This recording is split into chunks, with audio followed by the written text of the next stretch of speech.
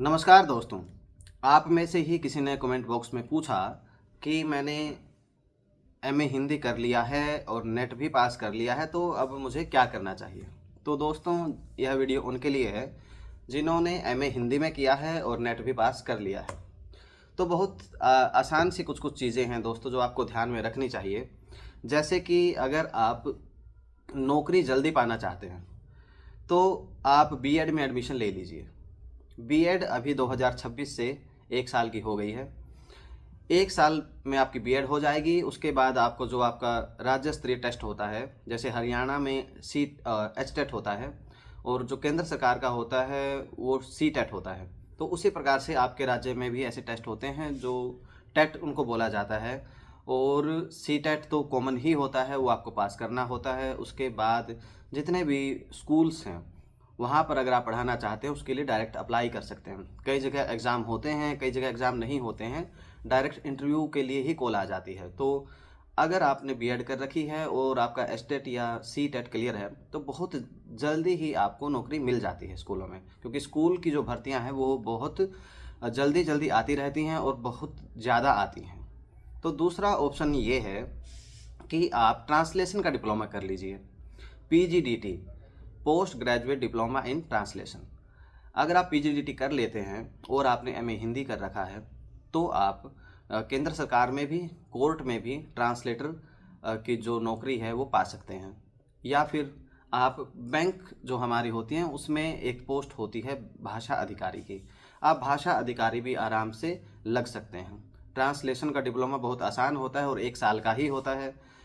वो आप घर बैठे भी कर सकते हैं, उसको इग्नू भी करवाती हैं और जो दूसरी यूनिवर्सिटीज़ हैं वो जो डिस्टेंस कोर्सेज करवाती हैं वो भी उस कोर्स को करवाते हैं। तो एक डिप्लोमा कर सकते हो और डिप्लोमा करने के बाद ये हो जाएगा कि आप ट्रांसलेटर बनना चाहते हैं या फिर किसी कोर्ट में ट्रांसलेटर बनना चाहते हैं या फिर आप भाषा अधिकारी बनना चाहते हैं या राजभाषा अधिकारी की जॉब पाना चाहते हैं, तो वो रास्ता आपके लिए खुल जाएगा। दूसरा ये है कि अगर आपने नेट कर ही लिया है तो आप जेआरएफ के लिए तैयारी कीजिए। जेआरएफ करने के बाद आप पीएचडी के लिए आगे जा सकते हैं। पीएचडी के लिए जेआरएफ कोई मैंडेटरी नहीं है, आप नेट बेस पर भी पीएचडी के फॉर्म भर सकते हैं, आपका एडमिशन हो जाएगा। तो आप पीएचडी के लिए भी आगे जा सकते हैं। जेआरएफ अगर हो जाता है आपका तो ये है कि आपको फेलोशिप मिल जाएगी। फेलोशिप फ़िलहाल जो 37,000 फेलोशिप मिलती है, 1,000 रुपये एचआरए वगैरह मिलता है, तो 38,000 रुपये आपको फेलोशिप के रूप में मिलते हैं। उससे आपका ये है कि आपके जीवन में थोड़ा सा जो एक इकोनॉमिकल जो स्टेबिलिटी होती है वो आ जाती है और आपको थोड़ा सा समय मिल जाता है और दूसरी नौकरियों के लिए तैयारी करने के लिए। और पीएचडी करने के बाद आप एक तो डॉक्टर बन जाएंगे, दूसरा ये है कि आप के सामने जो यूनिवर्सिटीज़ और कॉलेजेस के जो ऑप्शन होते हैं जॉब्स के, वो आपके सामने और ज़्यादा खुल जाएंगे और अधिक जगह पर आप अप्लाई कर पाएंगे।